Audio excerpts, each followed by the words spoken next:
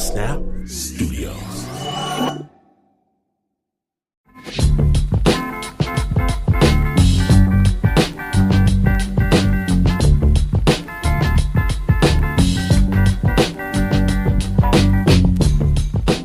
Okay, so I briefly worked for the city of San Francisco. And my boss hates me with a passion, and I know this because she tells everyone that will listen that she hates me with a passion. So her supervisor, my boss's boss, decides that we all need to go out to lunch to clear the air, and I don't want to go. And my boss doesn't want to go, but you don't do what you want to do at work. So I walk over to the place, the rendezvous, the green zone, the sandwich spot. And I wait for them to arrive. And waiting and looking, I realize I've made a rookie mistake because I see my boss walking toward the spot with her boss, walking and talking and walking and talking. And when they finally arrive, from the gleam of triumph, the joy in my boss's eyes, I know that this lunch has just transformed from one person that hates me to two.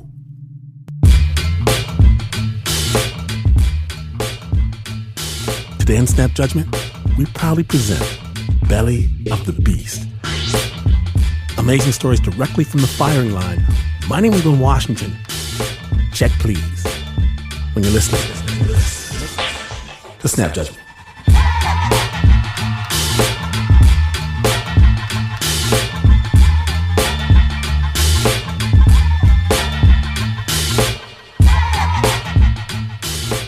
Now then, Paul Templer.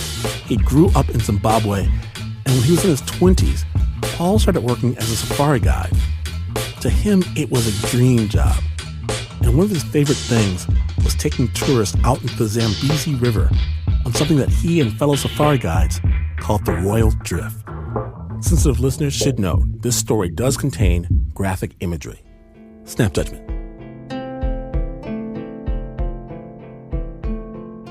The idea was the clients get into the canoe. There's 3 seats, one in the middle, one in the front, one in the back. And their job is just to sit back, relax, and just enjoy being paddled down the mighty Zambezi River.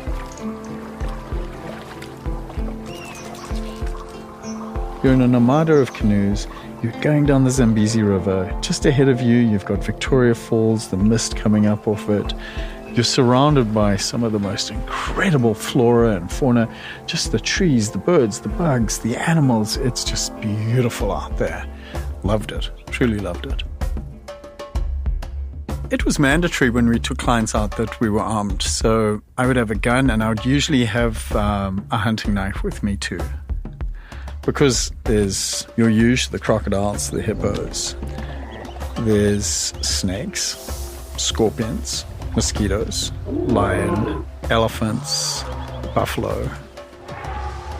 One time we came across this guy who ran the safari camp, and we were talking about some of the huge crocs that we had seen.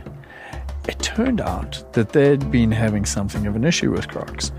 They'd been attacking and eating some of the local villages, and so they'd started trying to trap some of the crocs. And there was one croc that kept on breaking their traps because it was too big. Ultimately, they managed to catch and destroy the croc. When they opened him up, there was almost the full body of one of the people who had been missing, but then there were bits and pieces of quite a few others. But what was strange, and I'm going to sound a little bit Looney Tunes here, the biggest danger for me when I was taking safari was how were my clients going to react. Animals are incredibly tuned into the environment in so many ways.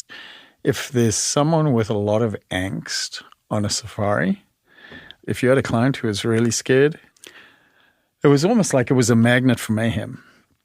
We're going to draw to us what we're afraid of. I started as a safari guide when I was 22. And just a few years later, I opened my own safari company.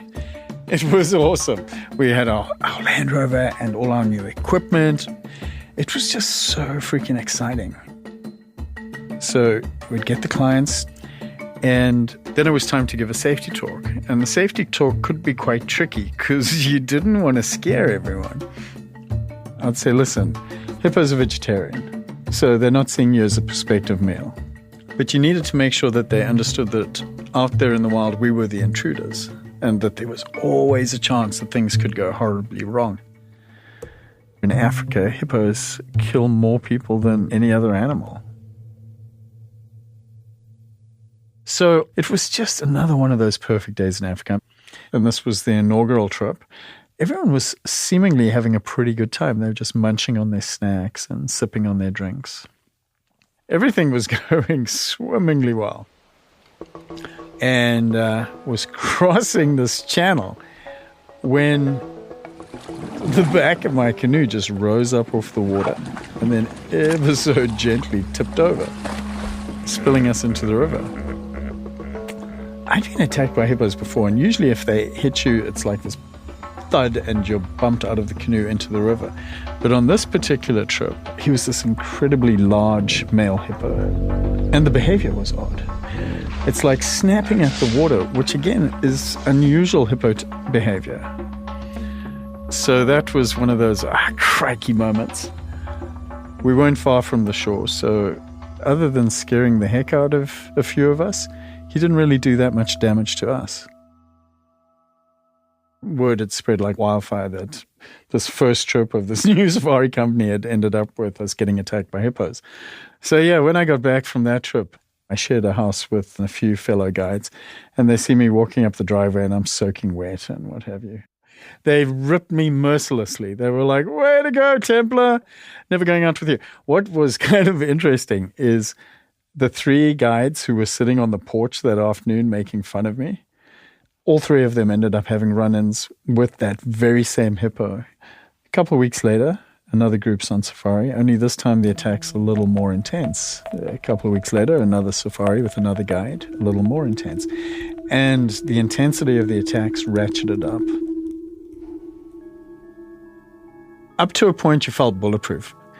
But a few months later, I can remember sitting in a boat with a friend of mine. We were talking about, hey, you know how when you've used up all your lives, and we both had got to that point where you start doubting yourself. I remember waking up on the day in question, and things just seemed, I wouldn't say heavy, but there was definitely an edge to everything. I had weird premonitions to the extent that I'd gone out and figured out my life insurance. I got extra ammunition. I just knew all was not well. On that safari, the trip we were going on, there were 3 guides paddling. All 3 of them were apprentices. There was Ben and Evans. And then Mike came along. He was in a little one-man red kayak. We called it his little crocodile bait kayak. So we're just drifting down this narrow jungle line channel. It was dusk, and the world had that soft backlight that is just mesmerizing. We could see the top of the heads of a lot of male hippos dotted around all over the place. All it takes is an elephant to step out from the jungle and stand there with its huge ears fanning back and forth as you drift by to just make it an exceptional experience. So I remember us all just sitting there and taking a moment to soak in all that peace and tranquility when, poof, there's this huge, thud behind me. And I turned just in time to see Evans, the paddler sitting in the back of the canoe that was behind us, flying through the air before he splashed to the river. The boat was so high up that I could see the top of a hippo beneath it. My mind sprung straight to crisis mode. First things first, I needed to make sure that everyone got to safety. Evans, the one guide, was now in the river. Ben, get everyone to safety! There was a cluster of rocks nearby, so he and Max started doing that. Evans, hang in there, I'm coming to get you. So I'm paddling towards Evans. Evans, come! Turning the boat, trying to get it into position, leaning over to grab a hold of him. And our fingers almost touch. It's like this made-for-Hollywood moment where I'm leaning, he's leaning, And then everything just went dark. A few very long seconds ticked by as I tried to figure out what was going on. You see, from my waist up, I wasn't dry, but I wasn't wet either, not like my legs were. And there was this incredible pressure crushing down on my lower back with my arms pinned to my sides. I can remember struggling to break free and it being like slimy, cavernous, and strangely quiet. I managed to move one hand around a little bit and I felt the bristles on a hippo's snout. I was head first up to my waist down the hippo's throat. I guess I must have been uncomfortable or wedged down his throat and all. So the hippo lets me go and I burst to the surface. I take a lungful of fresh air, come face to face with Evans, the chap I'm trying to rescue, and I'm like, we got to get out of here. His eyes are like saucers as he struggles to stay afloat. And I was just moving in for the classic lifesavers hold when wham, I'm hit from below. Once again, I'm up to my waist down the hippo's throat, though this time my legs are trapped, my hands are free. One of the clients watching said it was like watching a vicious dog trying to rip apart a rag doll. He would throw me up into the air and I'd do this crazy sort of half twist and then he would catch me and bite down. And each time he bit down, it was so hard I thought for sure he was going to chop me in half. When he would go underwater, I'd hold my breath. When we were on the surface, I'd suck in air. And all the while, I'd hold on to these tusks that bore through me just so that my flesh didn't tear so much when he shook me about. But when I did that and I sucked in air, there was the smell of rotten eggs. The hippo was thrashing me about and I was desperately trying to get to my revolver, only I couldn't get a hold of the gun. Then things got really quite surreal.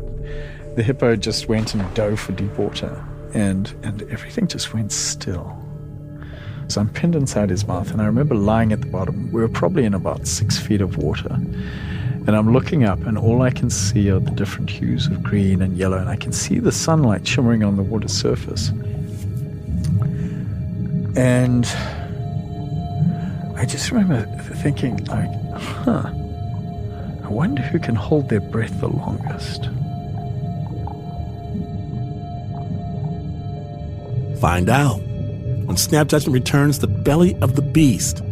Stay tuned. At Radiolab, we love nothing more than nerding out about science, neuroscience, chemistry. But we do also like to get into other kinds of stories. Stories about policing or Politics, country music, hockey, sex, of bugs.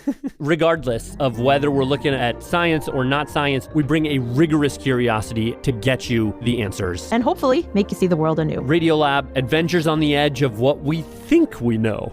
Wherever you get your podcasts. This episode is brought to you by Progressive. Most of you aren't just listening right now. You're driving, cleaning, even exercising. But what if you could be saving money by switching to Progressive? Drivers who save by switching save nearly $750 on average, and auto customers qualify for an average of 7 discounts. Multitask right now. Quote today at Progressive.com. Progressive Casualty Insurance Company and Affiliates, national average 12-month savings of $744 by new customers surveyed who saved Progressive between June 2022 and May 2023. Potential savings will vary. Discounts not available in all states and situations. Support for Snap Judgment comes from Odoo. What is Odoo? Well, Odoo is the only software your business will ever need. Featuring a suite of integrated business applications, Odoo connects your business operations together so you can get more done in less time. Odoo has apps for everything: CRM, accounting, sales, HR, inventory, marketing, manufacturing, you name it. Odoo's got it. To learn more, visit odoo.com/snap. That's ODOO.com/snap. snap. Welcome back to Snap Judgment, the Belly of the Beast episode. When last we left, Paul Templar was at the bottom of the Zambezi River in the mouth of a hippo. Sensitive listeners should know this story does contain graphic imagery. So I'm pinned inside his mouth, and I remember lying at the bottom. We were probably in about 6 feet of water. And I just remember thinking, like, I wonder who can hold their breath the longest. And I'm not sure how long we stayed there. But I can tell you that time passes very slowly when you're lying there in the jaws of a submerged hippo. After what seemed like an eternity, the hippo sprang towards the surface and flung me away yet again. This time when I broke surface and looked up, I saw the front of Mac's little red crocodile bait kayak. In just one of the most incredible demonstrations of bravery, Mac had paddled his kayak in and was trying to get me to safety. Held on for dear life as the hippo thrashed on me, thrashed on the boat, thrashed on Mac, and somehow, miracle of miracles, he managed to get us to this pile of rocks. And relative safety, the hippo couldn't get up onto the rocks. I remember getting to the rocks and looking across and counting 1, 2, 3, 4, 5, 6. All the clients were there. I was like, good. I remember trying to reassure them, all right, folks, you need to calm down. Everything's going to be okay. And them just looking at me. None of them could believe that I was still alive. I remember saying to Mac, where's Evans? And Mac just looking me square in the eye and going, he's gone, mate. He's gone.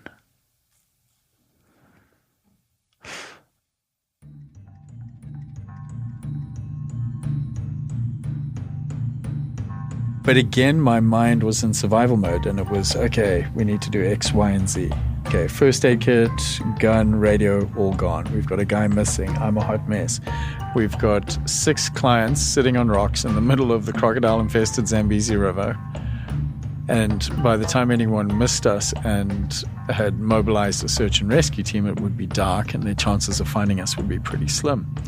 So my plan was, okay, load me into one of the canoes. Mac, you're going to stay here with the clients. Ben, you're going to paddle me.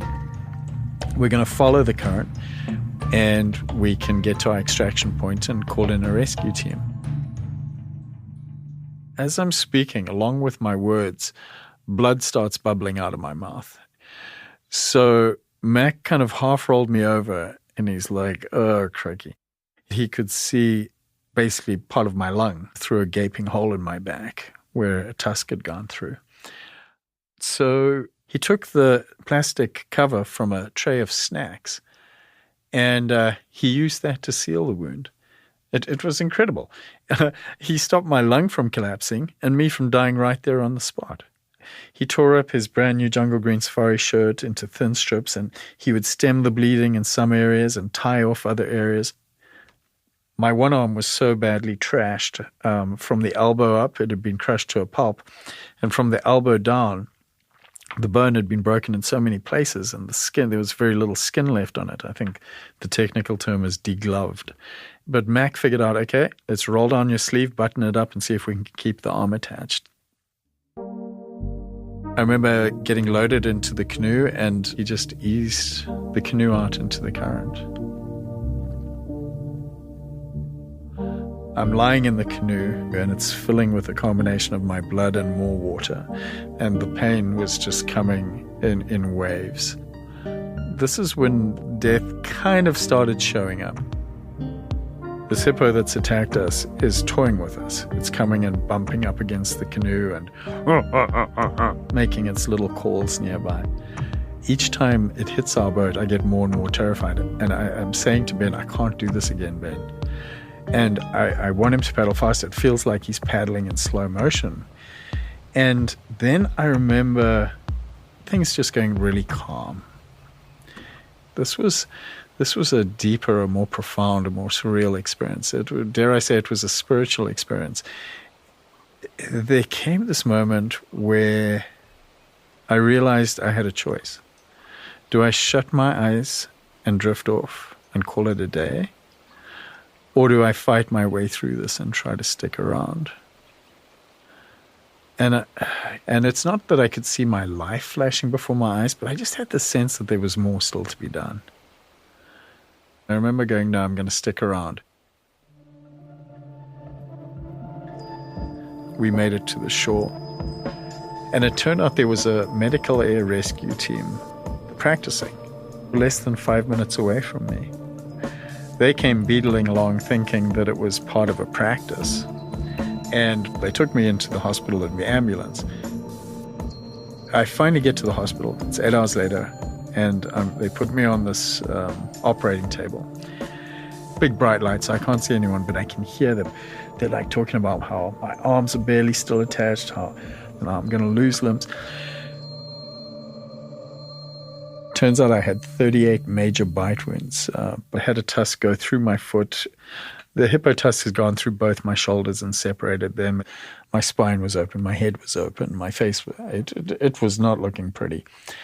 The doc comes up, and he told me the story later on.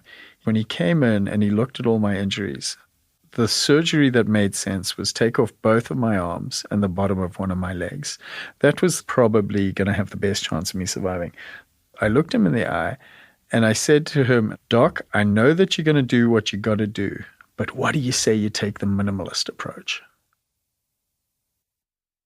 Post-surgery, I can remember laying there and my eyes opening and being like kind of confused as to where I was. And I remember steeling myself and looking for my left hand because I knew that had been the side that had been hit the hardest. And I looked across and there was nothing there. There was no elbow. There was no forearm. There was no hand. There was no moving fingers. Even though I could feel them, it was all gone. And there was a lot of despair. It was nauseating. And so I kept my eyes wide and I remember saying a prayer and then I looked and could see the fingers on my right hand and I moved them. I'm incredibly relieved. There's this like big cage over my legs and not a lot of movement coming from down there. I didn't want to look, but at the same time I needed to know what was left of me. The nurse who was in control, it was kind of like she could read my mind. So she went and with great aplomb, kind of like a magician, she just whipped back the sheet. And there at the bottom of each leg was 2 feet. And granted, the 1 foot was really mangled, but all of my toes were still attached. Evans, the chap who I was trying to save, they found his body 3 days after the attack. There wasn't a scratch on him. He drowned. I felt guilty because Evans, my guide, his safety and well-being had been my responsibility, and now he was dead. It was easy for me to blame the hippo. But as time went by, I got stronger, and I couldn't shake Dr. Nube's words. That's happened. I get to choose what happens next. I think the hippo almost became a talisman. Interesting part of the story, they never could find that hippo again. Gone, gone, gone, gone. They spent days, weeks looking for him. Disappeared. Now, the river I'd been attacked on had never been canoed from source to sea. A lot of people had tried it, but to date no one had succeeded. So I put together a team and I found someone who could build me a kayak paddle that I could strap onto one arm so I could paddle a kayak again. And about 2 years after my run-in with the hippo, set off leading what I hoped was going to be the first full descent of the Zambezi River. It was closing a loop. And about halfway down, we get to the point where the attack had happened.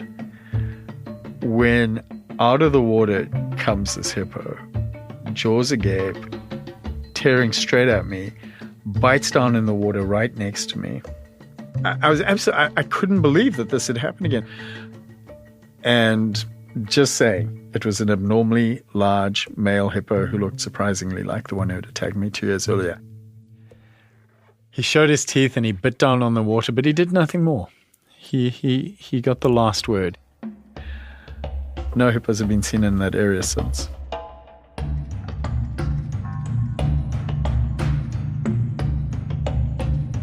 Big thanks to Paul Templer for sharing his story. He wrote a book about his life called What's Left of Me, How I Lost a Fight with a Rogue Hippo and Won My Life. We'll have a link at snapjudgment.org. That story, the original soundtrack, performed, composed, created by Renzo Gorrio. The story was produced by Erika Lantz. When Snap Judgment returns, know this. The first rule of Fight Club is that nobody talks about Fight Club. When the Snap Judgment Belly of the Beast episode continues, stay tuned.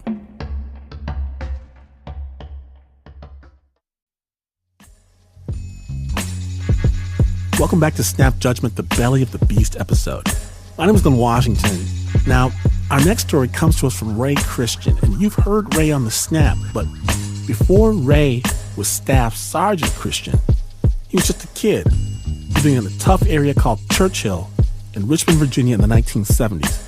Now, sensitive listeners should know this story does contain graphic violence. Snap Judgment.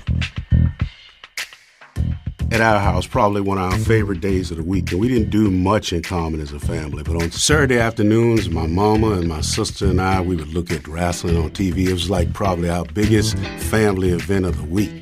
Our little 12-inch black and white television, we'd be almost in the screen. Our favorite wrestler at the time was Ric Flair. And the way he would stand up and go, woo, it used to just drive my mama crazy. We would just scream and holler, and I'd love to show my mama and my sister all my little wrestling moves. Wrestling was everything then.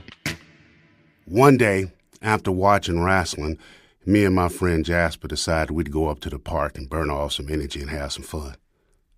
Me and Jasper are walking up to the top of the hill to the flat spot. And as soon as we got over the top, we could see a couple of black guys. This in of itself wouldn't be unusual except for the fact they were so well dressed. They were wearing leather jackets, nice shirts, bell-bottom pants, gold chains, sunglasses, smoking cigarettes, looking really cool.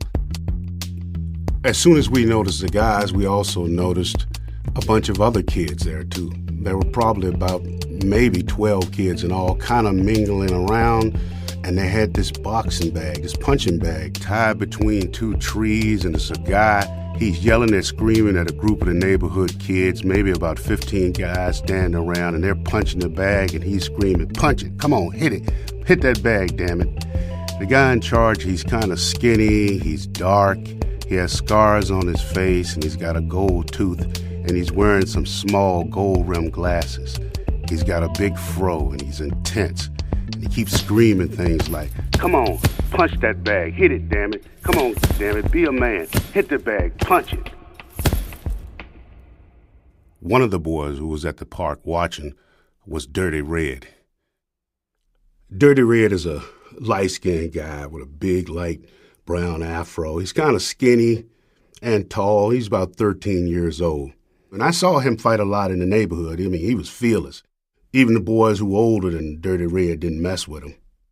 The guy points to Dirty Red, and he jumps in the center right away. And there's a kid standing there, and he said, you look good punching that bag. You ever tried that against a real person? And the kid stood up, and Dirty Red punched him in the nose real hard, and the boy fell over and started screaming, my nose, and blood immediately squirted out of it. And the man said, yeah, good job.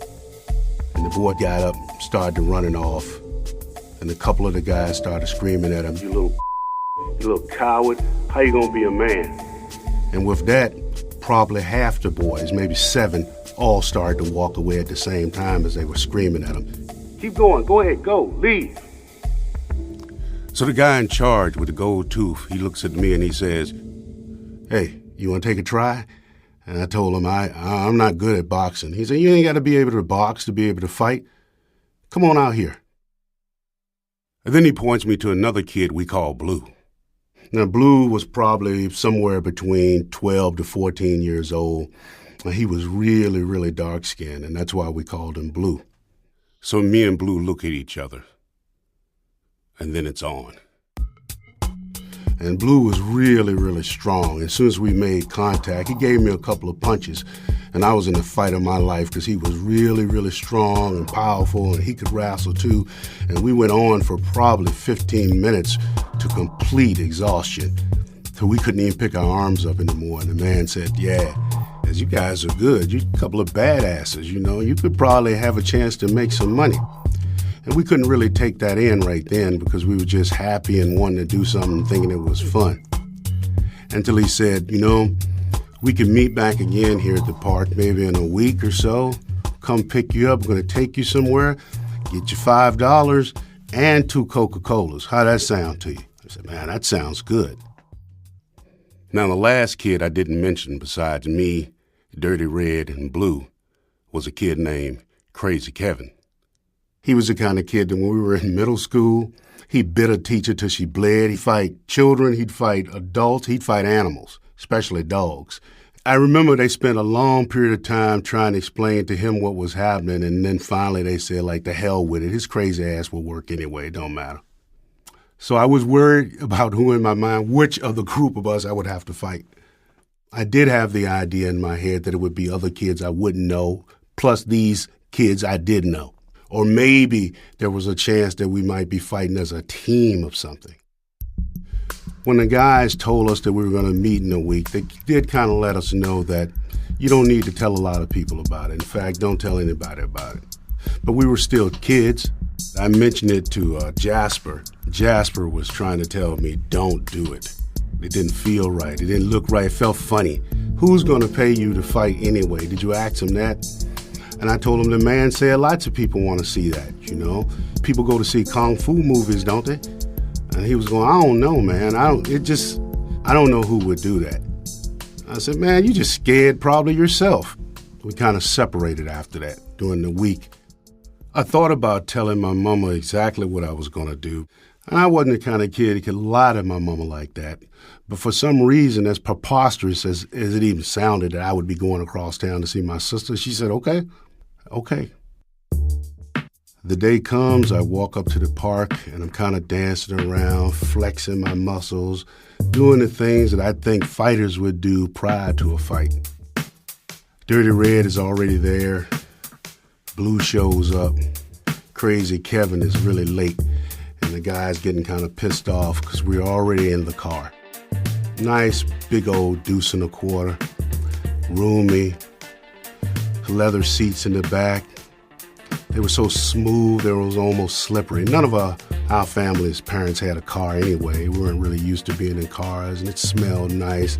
It felt like style. Now, he said to us it was going to be a club, but the place that we were driving in, I recognized it immediately as one of the rundown industrial parts of the city. It doesn't look like the kind of place where people would be clubbing. But we stopped in front of this one building, and there's about 30 or more cars outside. And we watched groups of people get out of cars, pull up, go inside. There were women dressed up. People were drinking beer outside, smoking outside, and people were going in. The guys get out of the car and they tell us, you stay right here, don't you leave. But here's your first Coke.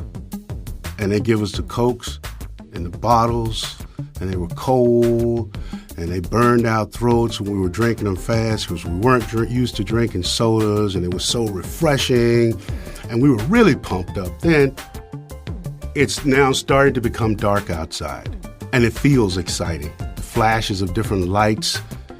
Women's lipsticks looks redder than red. Everybody looks fancy. You could smell cologne, aftershave, and perfume. So the guy comes out, and he tells us, come on, get out. And as we're standing at the door before we go in, the guy opens the door, and he kind of pushes us in. We don't have a chance to walk in. We were perfectly willing to run in if we had to. We were so excited. But he's pushing us, and that in itself is odd. And as soon as we get inside, there must be 100 people in there. All adults, making a lot of noise, screaming, just having a good time. We looked to our left, and we noticed the whole crowd. There's a crowd in there, but to the left, there were about 8 guys. They are big, and they are strong and muscular. They were taking sips of beer. We are 4 little hairless chests, little brown boys. None of us are wearing real athletic shorts, old dungarees, dirty T-shirts, still had grass stains in them. And we looked behind us to say, who are the guys that they're gonna fight? And I'm sure that's what Dirty Red thought, because he was dancing around and holding his hands up, and he didn't look as afraid.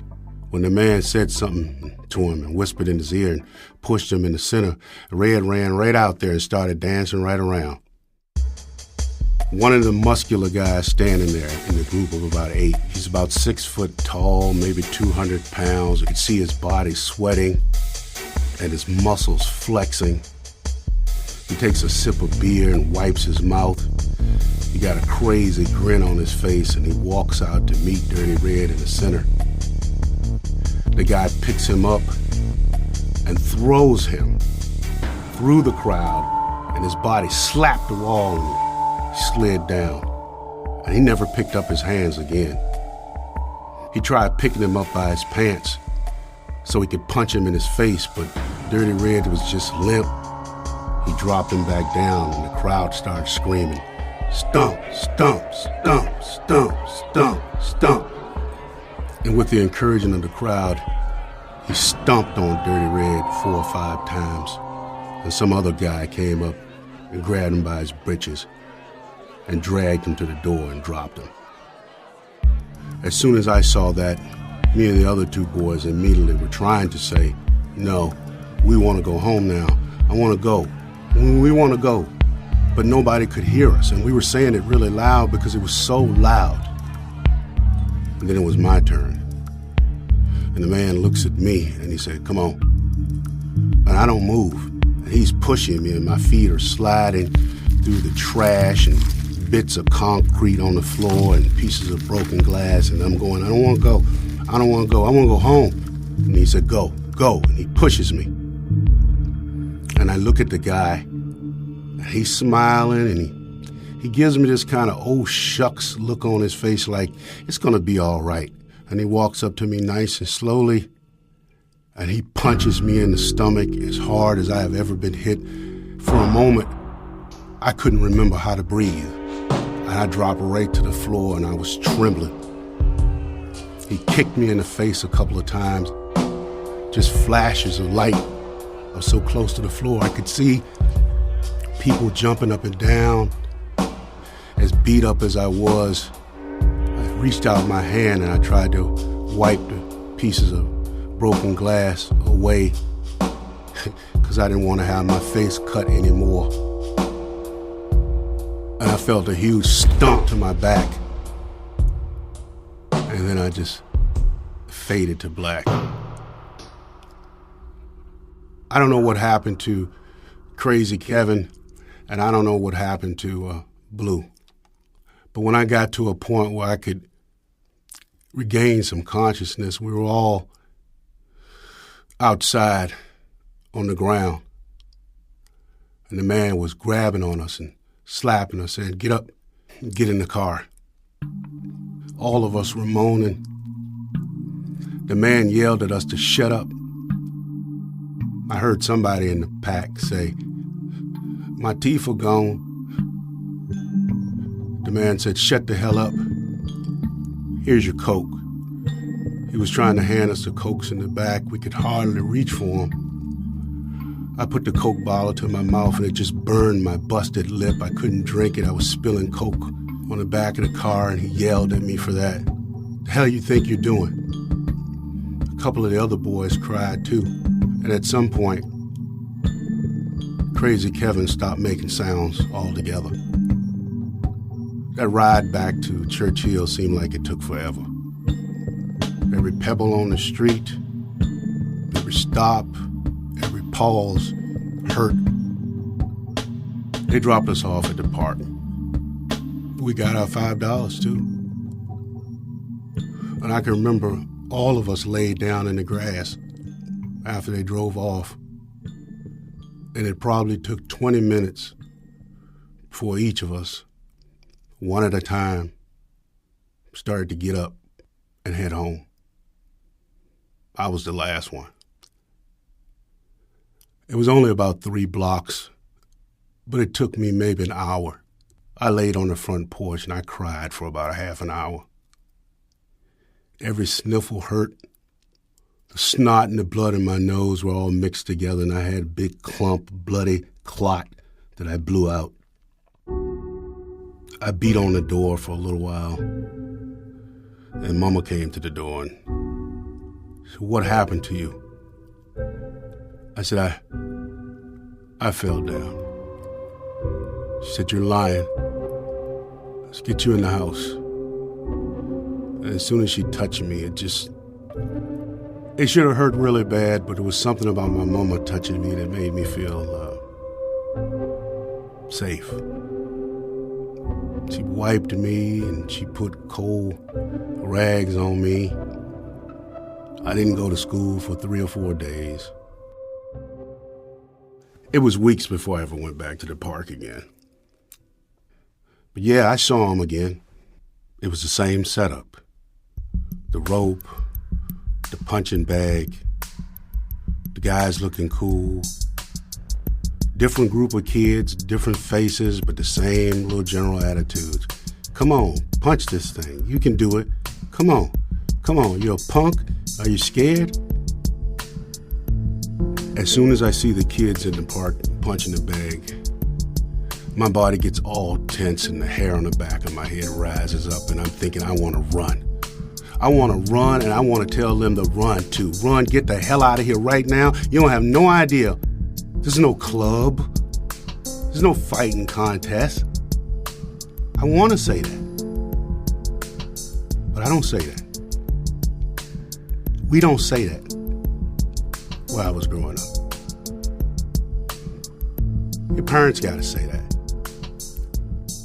And I do turn around and I'm walking fast. You would think that they were chasing me out of the park, when they probably never noticed me at all. They never paid any attention to me. They weren't watching me. They didn't even see me there.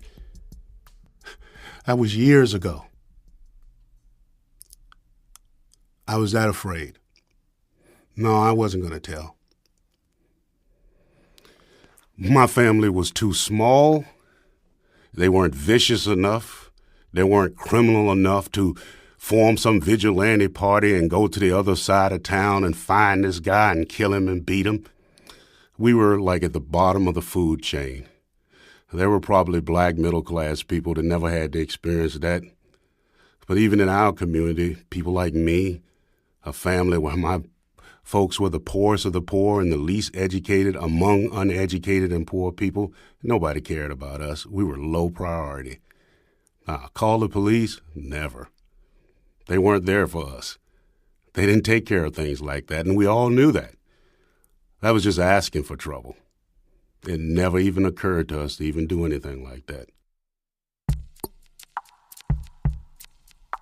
So I'm about 25 years old. I'm a staff sergeant in the Army assigned to the 82nd Airborne Division, and we've been deployed to Panama to do some jungle operations training. My unit is bivouacked near this small village in Panama, and as usual, the guys were in the habit of collecting their candy. The local kids liked it, and every MRE, every meal that we ate in the field, all of our rations had some type of chocolate.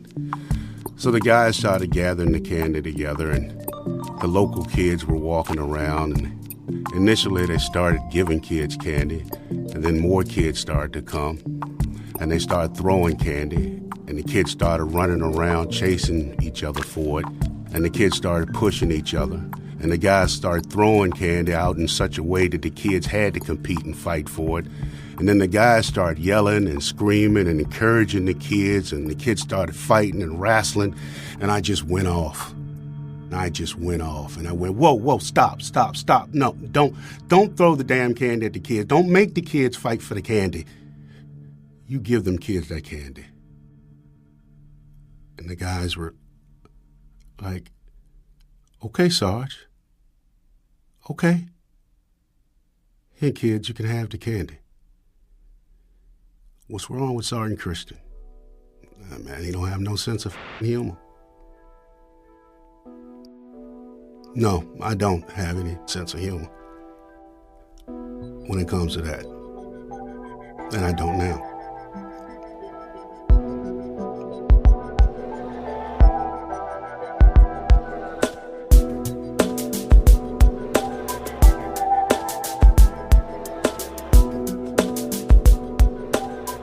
Big thanks to Ray Christian, Dr. Ray Christian. Hear more of Ray on his podcast, What's Ray Saying? We're going to have a link to all that is Ray and more at snapjudgment.org. The original score by Renzo Gorrio. The story was produced by Mark Ristich.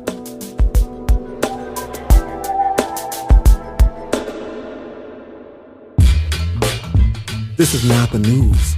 No Oasis news. In fact, you could put your head into the hippo's maw for the big finale, only to realize that you forgot to feed him today. Whoops. And he would still not be as far away from the news as this is. But this is PRX.